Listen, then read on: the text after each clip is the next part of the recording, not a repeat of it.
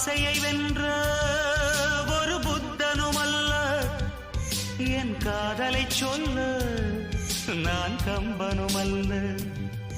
உன் காது கடித்தேன் நான் கனவினில் மெல்ல, இன்று கட்டி அணைத்தேன் இது கற்பனை அல்ல.